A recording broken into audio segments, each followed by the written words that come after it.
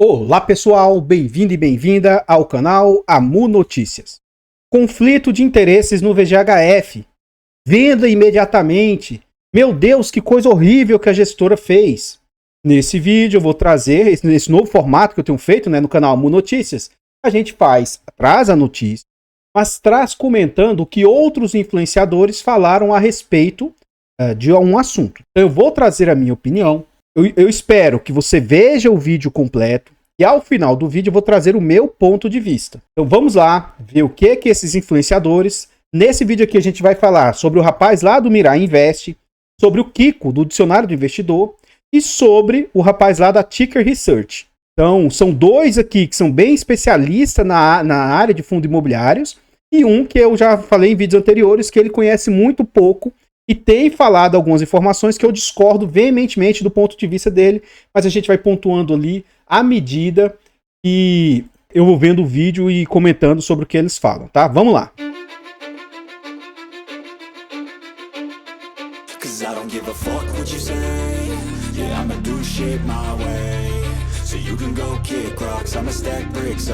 Vamos começar a ouvir o ponto de vista aqui dele a respeito do fundo, né? Vamos lá!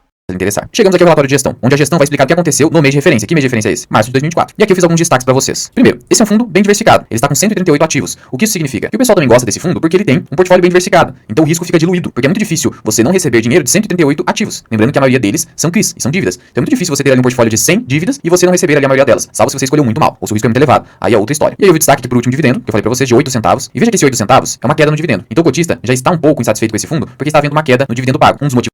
Ó, vamos lá. Ele começa a falar novamente sobre queda de dividendo, como, assim, ele, pelo que eu vejo, ele desconhece o segmento e desconhece o setor. Não estou defendendo, tá? E outra coisa, antes de eu iniciar qualquer situação, para quem me acompanha aqui, lá no canal Amu Invest, eu tenho uma carteira pública, eu sou também conflitado ao estar falando desse fundo. Por quê?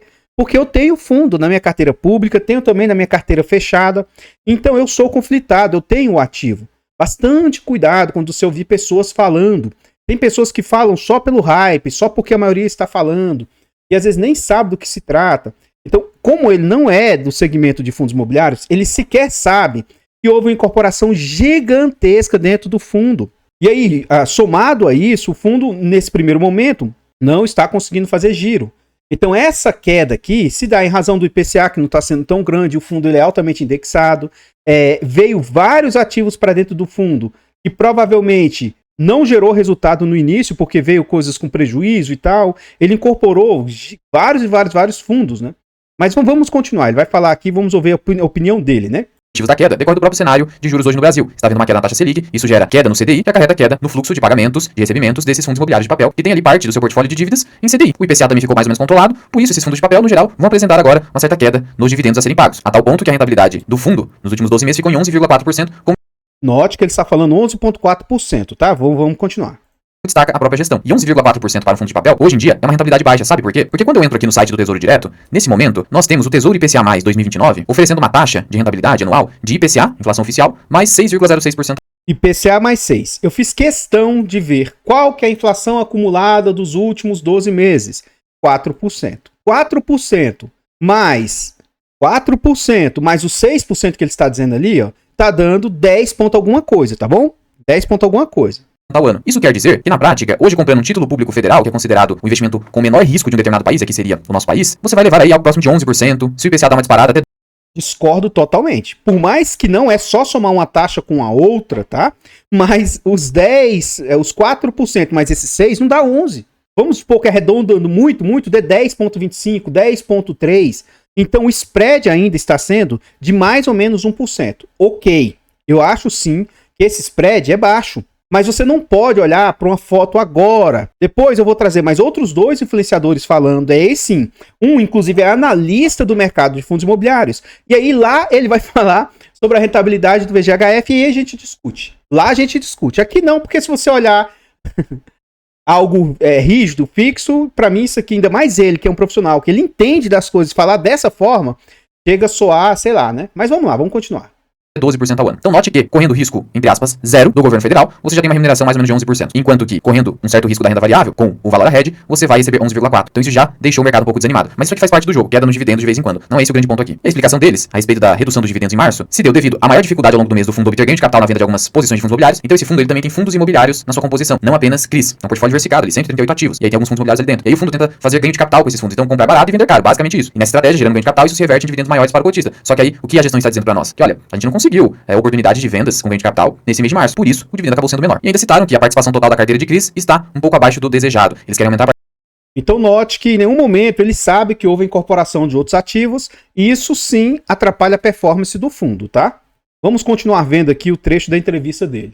Começa o ponto-chave, onde o fundo informa algumas movimentações, alterações que fizeram. E aqui a carteira de CRIs. Foram adquiridos um total de 90 milhões e vendidos 55 milhões de reais em CRIs. Veja que é um fundo que faz muito giro. A gestão é bem ativa, a tal ponto de ter, obviamente, uma taxa de performance aqui e ter uma taxa de administração de 0,9% ao ano. Não é uma taxa muito baixa. Você tem ali fundo de tijolo, como o HGLG11, que tem uma taxa de 0,6% ao ano. Ou...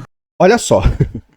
Você ficar comparando a taxa dessa forma, eu já mostrei inúmeras vezes que isso não é algo plausível. Sim, a taxa do VGHF é uma taxa que ela aumentou, mas não por causa disso. Ela nominalmente está ficando na casa de 11, 12, 13 e antes já foi na casa de 6, 7, 8. Então isso me chama atenção negativamente. Agora você olhar para a taxa nominalmente aqui da forma como está e ficar questionando em cima disso, comparando fundo de papel com fundo de tijolo, sabe? Não concordo muito com o ponto de vista dele. O que eu sugiro? Todos os vídeos que eu trouxer, vá lá na fonte, assista o vídeo completo para você ver a posição completa deles. E não eu falando sobre trechos do que foi dito aqui. É extremamente importante vocês verem nessa ótica. Comprou em CRIs, beleza. E quando você desce mais um pouquinho esse relatório de gestão, você tem a carteira dos ativos, aqueles 138 ativos que o fundo informa. E a primeira posição de CRI, de dívida do setor imobiliário, é o VGRI mezanino. Já falo com vocês sobre esse CRI, mas o que eu quero que você entenda é que hoje é uma posição bem importante nesse portfólio bem invertido. Vamos lá. A gente viu, no caso de HCTR, DEVA, TORD, blá blá blá, que as posições lá de concentração eram na casa de 15, 18, né? E quando deu problemas, cerca de 30, 40, 50% do fundo foi afetado. 4%, gente, mostra total desconhecimento por parte dele. De novo, eu ainda vou depois ser o meu comentário a respeito do geral, mas 4% numa posição é muito? Tá certo que é um fundo da própria casa e isso é sim um conflito de interesse. Sim, isso é. Mas existe um fenômeno de ancoragem e é comum no mercado de fundos imobiliários, daqui a pouco eu vou falar sobre isso também. E isso é feito no mercado de fundos imobiliários, é feito no mercado de ações.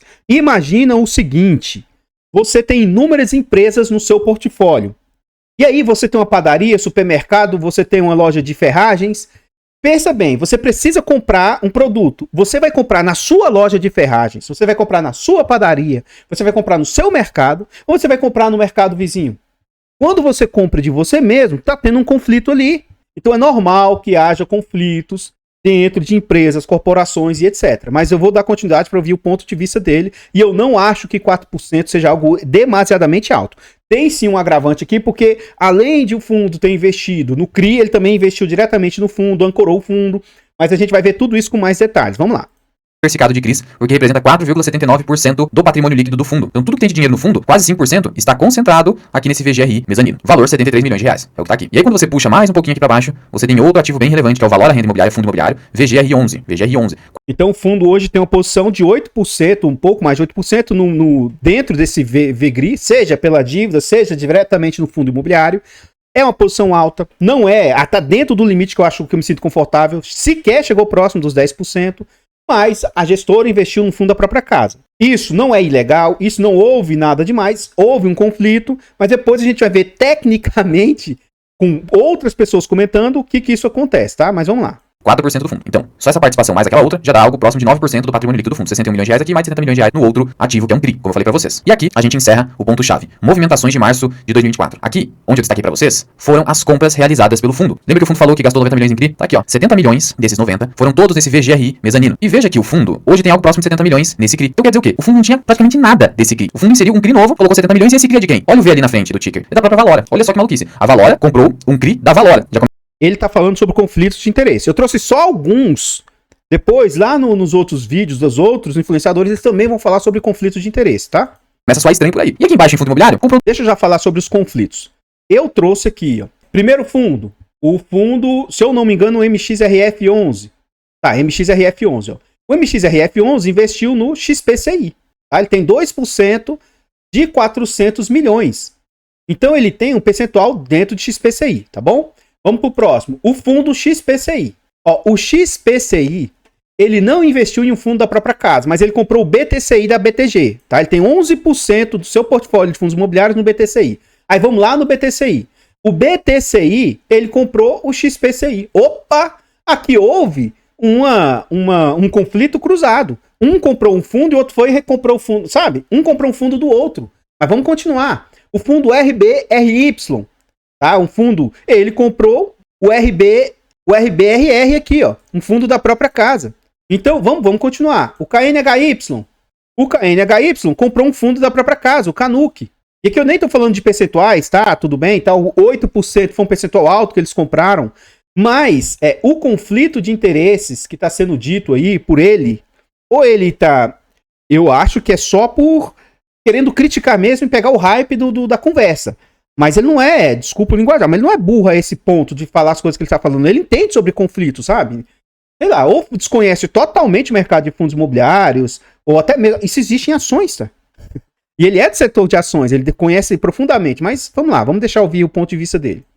Todos os 61 milhões em VGR11, ou seja, as maiores posições hoje do VGHF11, que é a Valora Red, em CRI e fundo imobiliário, são ativos da própria gestora. O que isso quer dizer na prática? Isso quer dizer que a Valora está pegando o dinheiro dos cotistas do fundo Valora Red, que é o VGHF11, pegando a maior parte desse dinheiro e comprando ativos da própria gestora. Na prática, quem se beneficia disso? A gestora. Por quê? Primeiro, porque quando eu compro, por exemplo, um fundo imobiliário... Eu não vou continuar vindo o vídeo dele aqui, mas ele vai falar sobre dupla taxa de gestão, e isso é desconhecimento da parte dele. Toda a ação e todo fundo imobiliário tem uma normativa interna que fala como que ele vai ser regido, as regras, tá? E tá lá na regra da Valora que quando o fundo comprar um ativo da própria casa, não vai ter cobrança da taxa de gestão. Depois, não sou eu dizendo isso, não, que eu sou um Zé Goiaba. A gente vai ver um profissional, um analista de fundos imobiliários falando sobre isso. Eu tô trazendo vários pontos de vista, porque aqui que é o meu objetivo. Que você ouça o ponto de vista dos outros e não seja levado por algo que uma pessoa diz. Reflita sobre o que a pessoa está dizendo e só depois você chega às suas conclusões. Vamos continuar ouvindo aqui o ponto de vista dele. A proporção de participação, mas aqui a Valora está tratando a gestão do fundo como se ela fosse dona do patrimônio do fundo, porque ela está realizando atos de gestão, na minha visão, com abuso de poder, porque os cotistas não foram consultados a respeito desse movimento. Não precisavam nem de uma... Gente, se toda vez que um fundo de gestão ativa for consultar os cotistas para fazer algo, é inviável. Ele tem autorização para comprar ativos da própria casa, ele não precisaria disso. Ele mostra o total desconhecimento dele a respeito do assunto. Assembleia fizesse uma consulta informal para colher dados dos seus cotistas, será que esses cotistas iriam concordar com essa movimentação de compra de ativos da própria gestora, fazendo com que eles se tornassem as maiores posições no portfólio do fundo? Olha, eu duvido que os cotistas iriam concordar em sua maioria. Se você pensa da mesma forma, ou de forma diversa também, já deixa aqui nos comentários para contribuir aqui na comunidade. Não bastasse isso, vamos lembrar que um CRI é uma dívida, então ela precisa ser paga. É isso que se espera. A extinção natural de uma obrigação, de uma dívida, é o seu pagamento. Ok, mas vamos supor que haja o não pagamento, o inadimplemento, que é o que pode acontecer. Mesmo que seja um CRI de baixo risco, pode acontecer o inadimplemento. Então, contando com essa hipótese, mesmo que haja aqui algumas garantias como ao contrário do que aconteceu com a HCTR, DEVA, Tordes e Versalhes, lá não havia alienação fiduciária do imóvel. Aqui, ó, o imóvel foi dado como garantia. Alienação fiduciária dos imóveis. Alienação fiduciária dos recebíveis. Então, o próprio imóvel foi dado como garantia.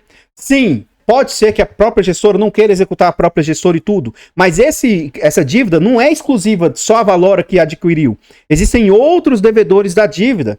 Então, não depende da Valora dizer que vai ou não executar. Tem que ter uma assembleia de cotistas do CRI e a pessoa vai lá e decide se vai executar a dívida ou não. Não depende da Valora dizer que vai ou não executar a dívida. Então, novamente, desconhecimento por parte dele. O fundo não comprou todo esse CRI da dívida. Ele comprou parte do CRI, tá? A gente vai ver isso depois com mais detalhes. Alienação fiduciária dos imóveis corporativos que estão aqui dentro do CRI, dados em garantia, mesmo que tenha garantia, em havendo inadimplemento, eu preciso executar a garantia. Ok, mas o CRI agora está dentro do VGHF. Então é o VGHF11, esse fundo aqui, base 10, que vai precisar cobrar o inadimplemento desse CRI aqui. Só que esse CRI aqui é de quem? Da Valora. Então a pergunta que fica é, como que na prática vai haver uma execução de um CRI que pertence à Valora por um fundo que é gerido pela Valora? Olha só a maluquice. Então a mensagem que passa pra gente é a seguinte, que a Valora é uma gestora. Eu vou parar por aqui pra gente ver os demais vídeos. De novo, eu ainda não disse o meu ponto de vista, não estou a favor ou contra o movimento que foi feito, mas eu estou tentando mostrar o que alguém fala e o meu ponto de vista a respeito da fala daquela pessoa. Vamos ver agora outros influenciadores, tá? Vamos ver o Kiko do canal lá, Dicionário do Investidor. Pessoal, VGHF11. Muita gente agindo na emoção sem entender os fatos e simplesmente dizendo é conflito de interesse. Lembrando também que os vídeos eu deixo acelerado, e se você quiser ver o momento da fala deles, diminua aí a velocidade de reprodução do vídeo, tá? E pronto. Eu não estou dizendo que não é conflito de interesse. A questão é que conflito de interesse existe, sim. Mas esse conflito de interesse pode trazer resultado bom para o cotista? Essa é a grande dúvida. E que tamanho é esse conflito de interesse? É isso que eu vou analisar agora e trazer para vocês antes que vocês fiquem tão emocionados e vendam seus ativos. Então vamos lá. E só para deixar bem claro, pessoal, eu estou sem VGHF11 hoje, eu não tenho VGHF11, porque eu vendi acima do valor patrimonial. E agora me incomoda quando eu vejo pessoas vendendo abaixo do valor patrimonial. Então vamos dar uma olhadinha. Primeiro eu vou aqui no relatório gerencial, antes de passar para outros documentos que eu quero olhar junto com vocês. Onde eles fizeram a movimentação na carteira, onde adquiriu o CDI mais 4. Então, já é bem interessante esse CDI, mas depois vocês vão ver que houve uma certa mudança. Ele adquiriu esse CRI aqui, ó, VGRI Mezanino, que é 4,79% da carteira do fundo, que é 73 milhões de reais. Eu comentei num vídeo que isso aqui era para financiar a aquisição dos imóveis do Vino 11, tá? Pessoal, não é. Isso aqui é a outra aquisição que eles estão fazendo. Eles estão adquirindo também os imóveis do BRCR11, excelentes imóveis com contratos atípicos. Quem viu lá aquela venda dos imóveis do BRCR11 sabe que o BRCR11 está vendendo seus melhores imóveis para os outros fundos para poder ganhar lucro, né? Já que ele comprou há muito tempo. Então esse CRI aqui foi para utilizar lá no BRCR11 com a taxa de CDI mais 4. Essa taxa de CDI mais 4, houve uma antes de ir para a taxa. Por quê, pessoal? Muita gente está falando que o fundo ancorou essa emissão, a emissão do valor à renda imobiliário, VGRI11. Gente, eles captaram 335 milhões de reais. Eles captaram 335 milhões de reais. Aonde teve 1.140 pessoas, investidores, pessoas físicas, que compraram 10 milhões de cotas, e fundos de investimentos, 41 fundos de investimentos que compraram 21 milhões de cotas, outras pessoas jurídicas, que são 20 pessoas jurídicas, que compraram 1 milhão de cotas, e sócios, administradores, empregados, a galera lá da própria Valora e do BTG, ou da Valora em si, 28 pessoas lá compraram ainda 432 mil cotas. Então, não foi assim uma ancoragem tão grande. Se vocês verem outro fundo que foi ancorado, ele captou 50 milhões de reais e 40 milhões de reais foi um fundo da própria casa. Aqui nós estamos falando, a captação foi 335 milhões de reais. E quanto foi que o fundo colocou diretamente no VGRI11? Olhando aqui no relatório gerencial, na parte de fundos imobiliários, a gente vê que ele colocou no VGRI11 61 milhões. Aqui, já note que de 335, 60 milhões, foi pouco mais ali, 7, 8%, tá? Da oferta. Isso representa 4% para o fundo. Então não é algo abusivo, algo fora do normal, como se eles tivessem, sabe? Ao contrário do que estava acontecendo lá com o pessoal da HCTR e Deva Tord. Lá eles estavam comprando 80, 90, 100% do CRI e representavam um percentual alto dentro da dívida do fundo. R11, imóveis que têm contratos 100% ocupados, contratos de longo prazo, contratos que, vamos dizer assim, que vão dar um bom cap rate, um bom retorno, principalmente porque o fundo está comprando esses ativos alavancados. No primeiro ano vai dar bom resultado. Então, porque ele está pagando de pouco em pouco esses. Aqui ele está comentando se essa movimentação foi algo que, teoricamente, pelo menos até aqui, é algo vantajoso para o fundo, e eu concordo com o ponto de vista do Kiko. Ele está tentando mostrar aqui as movimentações, as taxas e tudo, é algo que vai trazer valor, pelo menos nesse primeiro momento, para o fundo. Esses ativos, ele não está pagando os ativos diretamente. Ele pagou com esses 300 e poucos milhões que ele captou, ele pagou só em parcelas. Olha só esse exemplo do CRI do Vino, a compra do imóvel do Vino 11. Eles compraram o imóvel do Vino 11 por 112 milhões de reais, mas pagaram só 50 milhões de reais. Então, esse imóvel, que tem um cap rate de 10,8% em cima do preço de aquisição, no primeiro ano, eles vão pagar só 50 milhões de reais e já vão receber o aluguel inteiro. Eu vou encerrar por aqui. E aí eu digo, novamente, vá lá no vídeo do Kiko, assista o vídeo integralmente para você chegar às suas conclusões. Vamos ver mais um outro especialista falando o ponto de vista dele. E aqui é o Danilo. Ele é um analista de fundos imobiliários. Aqui a gente vai ver trechos maiores, porque é um vídeo mais longo, mas muito técnico. E aí, ao final da fala dele, eu trago o meu ponto de vista. Trazer você para cá. Qual que é a ideia aqui sobre o VGHF? Como sempre, a gente emite um relatório semanal. Esse aqui é o relatório que a gente divulga para os nossos assinantes. E eu vou ler aqui o que eu escrevi sobre o VGHF, eu e meu time escrevemos sobre o VGHF. Então, a gente resume todos os fundos que estão em FIX, que divulgaram, que tiveram um acontecimento relevante durante a semana. A gente traz as informações no nosso relatório semanal, independentemente se ele está na nossa carteira ou não. Nossa ideia é que o mercado para aqui. A investidor tem fundo na carteira, que não é na carteira dele, que não é um fundo que a gente recomendou, ok, vou trazer informação para ele também. O VGHF hoje não está na carteira da Ticker Research, já esteve. Eu vou comentar sobre isso também ao longo do vídeo. Mas vamos ver o que interessa, sem enrolação. Vamos ler aqui o que eu trouxe para os nossos assinantes, tá? Então vamos lá, VGHF, Hedge Fund Dividend Yield 3,96% nos últimos 2 meses, tá? Então o fundo divulgou o relatório gerencial de março, informando que foram distribuídos 0,08 por cota. Todo o relatório gerencial que sai, a gente resume aqui. O resultado do mês foi impactado negativamente, todo mundo notou aí queda nos dividendos, né? Pela dificuldade do fundo de obter ganho de capital na venda de algumas posições de FIIs. Além da participação total da carteira de FIIs está muito abaixo do desejado. O VGHF tem uma alocação desejada em FIIs, uma fatia do portfólio, eles pretendem deixar alocado em FIIs, e geralmente esses FIIs trazem uma renda maior. Ele não está ainda com essa alocação nesse momento. Lembrar que ele incorporou o MGFF recentemente, que é um FOF da Mogno, e os devidos ajustes estão sendo realizados na carteira, tá? Além disso, como é que um hedge fund gera mais dividendos para o cotista? Vendendo ativos com lucro. Então, nesse mês específico, ele não conseguiu realizar vendas de fundos imobiliários com lucro para entregar um dividendo tão bom quanto nos meses anteriores. Isso é a justificativa do gestor. Vamos continuar vendo aqui que ele fez um panorama geral, tá fazendo um resumo e tal, mas nós vamos continuar vendo o ponto de vista dele aí. Tá. Analisando as posições adquiridas no mês, chamou a atenção a compra de 70,7 milhões do CRI, VGRI, mezanino, e 61 milhões do FII, VGRI, valor à renda imobiliária. Então, trata-se aqui do novo fundo de ativos imobiliários da Valor, fundo de lajes, tá? E o VGHF entrou nesse fundo na dívida, quando ele comprou o CRI, e no equity, quando ele comprou cotas, tá? De certa forma, como esse fundo acabou de fazer o IPO, a participação do VGHF nele, sim, viabilizou ou facilitou a existência desse fundo, né? Facilitou que captasse os recursos necessários para que comprasse os ativos que queria comprar. E de fato há um conflito de interesse nessa operação.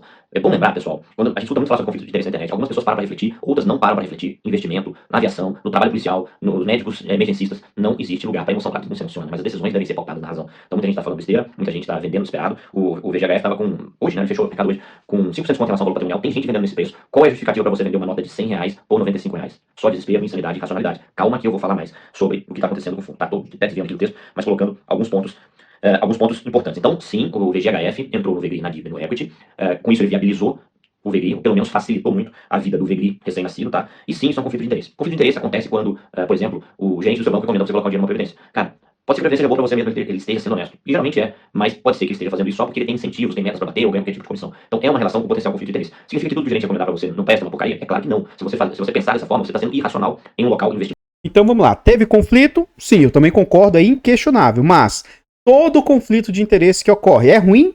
Depois, ao final do vídeo, eu vou dizer as minhas conclusões e as minhas impressões. Vou dar alguns exemplos aqui pra vocês, tá, pessoal? O FOF da RBR investe em fundos da casa, o FOF da Red, o FOF investe em fundos da mesma casa. Isso sim é um conflito de interesse, assim como acontece aqui, isso também é um conflito de interesse, e eu nunca vi um alarde como esse na internet, como aconteceu recentemente. O que eu quero dizer é que o que aconteceu no VGHF não é novidade, é uma prática comum de mercado. Outra coisa que você, investidor, precisa entender: para o gestor fazer isso, tem que ter sido aprovado na Assembleia, está constando no regulamento do fundo. Ele não vai lá simplesmente e faz. Então, quando você opta por investir em um fundo imobiliário que tem a permissão no regulamento para investir em fundo da casa, a operação está totalmente legal. E você já entrou ciente que isso vai acontecer, porque essa informação não está lá à toa. O gestor não põe essa informação, vamos colocar essa informação aqui só por colocar. Não, ele coloca a informação lá. Então, assim, ó, teve legalidade no que foi feito? Tinha autorização para fazer? Tinha. E nem todo conflito é ruim. E aqui ele está tentando explicar que tá no regulamento e isso está já autorizado. Se você entrou no fundo, você já sabia disso. Então, bastante cuidado. Depois, ao final do vídeo, a gente vai ver a opinião minha a respeito disso. Esse vídeo vai sair aqui no canal Amu Notícias. Depois eu vou levar lá pro canal Amu Invest. No domingo, saiu um vídeo do VGHF no meu canal Amu Invest. Eu estava viajando. Teve inúmeras pessoas pedindo para fazer um vídeo atualizado sobre o assunto e tal. Então, eu resolvi trazer nesse formato de react. Vai sair pro canal Amu Notícias em breve. Eu tô terminando de gravar, já vou editar e tal, tá? Mas, aí ao final do vídeo eu vou trazer o meu ponto de vista a respeito do assunto. Na casa, a gente fala assim: opa, liga a lanterna em cima, vamos ver o que está acontecendo, beleza? Vamos continuar aqui no nosso vídeo. Ainda sobre esse CRI, saiu um burburinho essa semana aí que havia sido reduzida a taxa de CDI mais 4 para CDI mais 3, e realmente isso aconteceu, tá? Então, ainda sobre o CRI, em Assembleia foi aprovada uma redução na taxa para CDI mais 3. Agora eu vou explicar para vocês alguns detalhes aqui. No entanto, trata-se de uma operação de Sellers Finance, operação na qual o vendedor financia o comprador. O vendedor dos imóveis para o VGRI foi o BTG, através do BCFund, BRCR. E o próprio BTG financiou essa operação. Como o endividamento, a alavancagem foi estruturada através de um CRI, o BTG foi o primeiro comprador desse CRI, beleza? Acompanharam o raciocínio até aí? Então, vamos lá. Aqui, né, explicando um pouco o que é esse tipo de operação. Aqui o vendedor e o financiador foi o próprio BTG. Como o financiamento aconteceu através da operação de um CRI, o BTG foi o primeiro comprador do CRI. E ele vendeu esse CRI posteriormente para o VGHF. Acontece que o BTG, geralmente quem faz esse tipo de financiamento, quando o vendedor está financiando o comprador, ele tem como único objetivo financiar a operação de fato. Ele não está estruturando um CRI para ter um baita lucrando nessa operação. Esse não é o objetivo. Então, como escrevi, acontece que o BTG tem como objetivo financiar a venda dos imóveis e não lucrar com o CRI. Logo, o CRI pode ser vendido com leve desconto sem gerar prejuízo para o banco que emprestou, para o financiador. Qualquer coisa, você vem aqui no vídeo e veja os detalhes explicando. Mas, em resumo, é como se fosse o seguinte: por mais que lá esteja a IPCA, a CDI mais 4, depois até baixaram para CDI mais 3. O que ele está explicando é o seguinte: às vezes, por mais que seja CDI mais 4, na hora de comprar, eles compraram CDI mais 4,5, CDI mais 5, CDI mais 6. E aí, mesmo que tenha baixado agora, ainda assim é algo positivo para o fundo. Você não tem como saber a quanto que ele comprou, tá? Quanto foi a marcação realmente do ativo. Lá, ele comprou um ativo de CDI mais 4, mas ele pode ter comprado ele com uma taxa melhor, porque ele pode ter tido algum desconto. É isso que ele está dizendo aqui. Consolidação. Além disso, ele é o fundo muito estratégico da Valora. Ele é a menininha dos olhos da Valora. Então, dificilmente, o time de gestão, que não é burro, não vai arriscar o próprio negócio deles, colocando o fundo em uma... Concordo plenamente com o que ele vai devagar aqui a respeito, tá? Ouça com atenção. Furada, tá? Eles não farão isso. Dificilmente, não quer dizer que não possam fazer, mas a probabilidade de fazer isso é muito pouca. A gente precisa ser racional de novo, tá? E não ficar morrendo de medo, desesperado. Vamos pensar o que está acontecendo, beleza? Vamos com calma.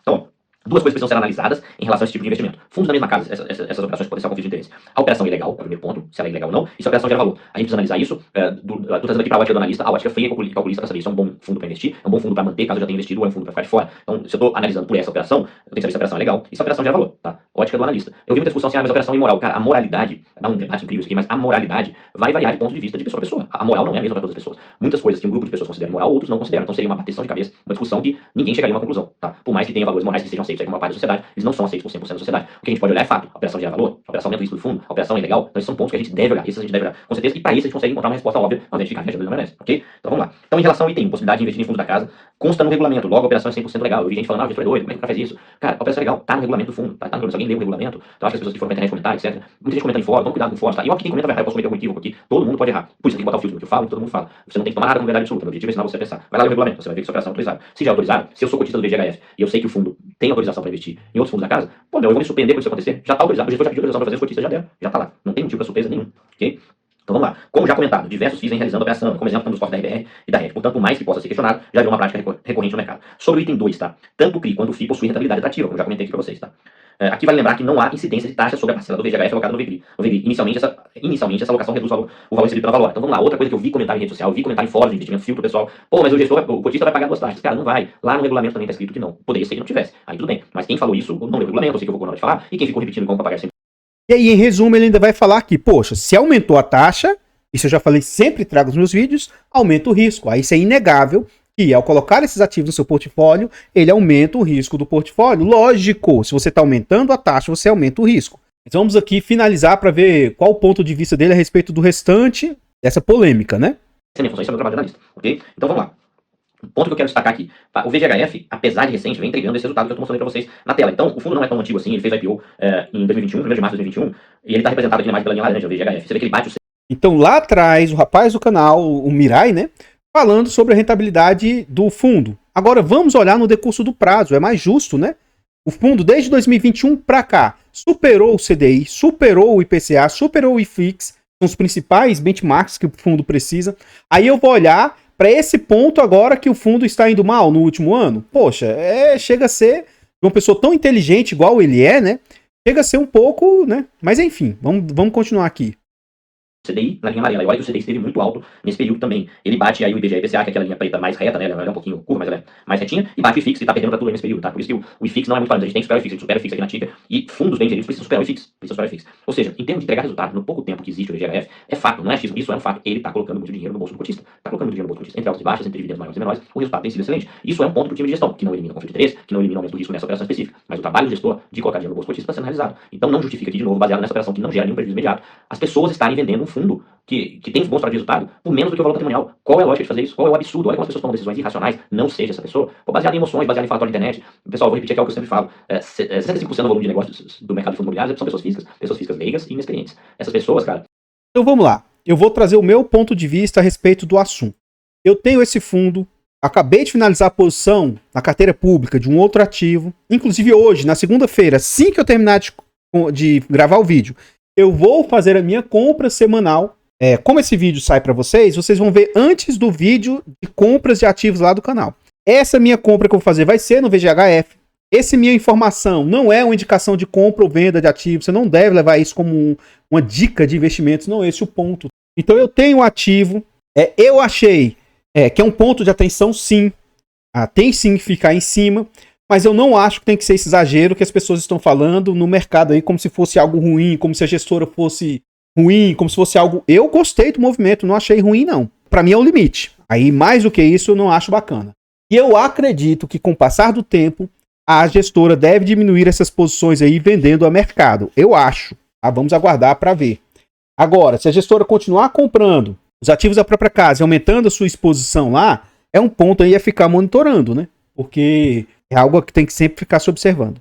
Mas, em resumo, eu tenho um ativo, vou inclusive aumentar minha posição nele, vou aproveitar essas quedas aí. E digo mais, se durante a semana houver quedas maiores, pode ser que eu antecipe as compras que eu ia fazer em outras semanas e vou comprando antes, para aproveitar essas quedas que tem acontecendo.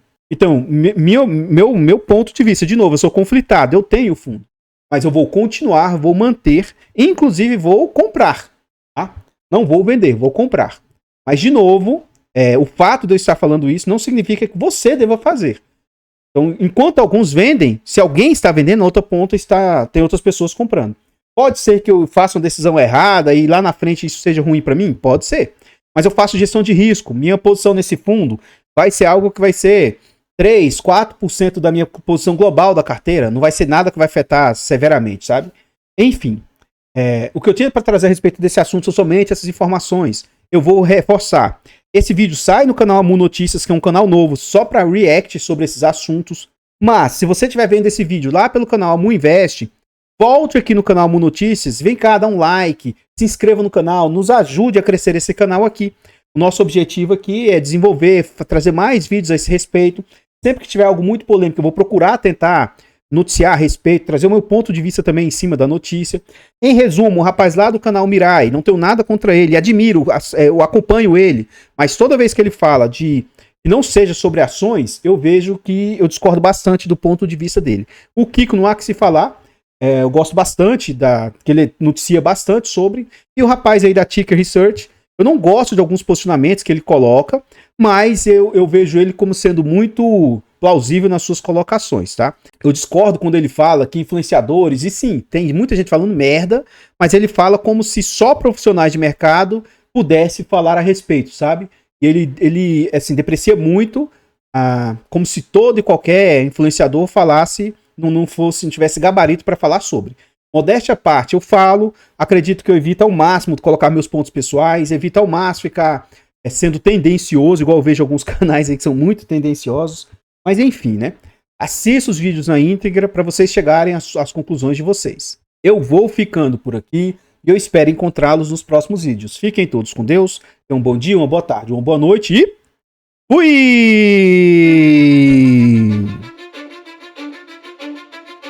I don't give a fuck what you say. Yeah, I'ma do shit my way. So you can go kick rocks, I'ma stack bricks up, build what I want to make. Yo, I got a lot of shit to say, so I'ma do this every day. I'll be writing things until I'm fucking buried in my grave. 6 feet deep under, but my body won't decay, cause my messages are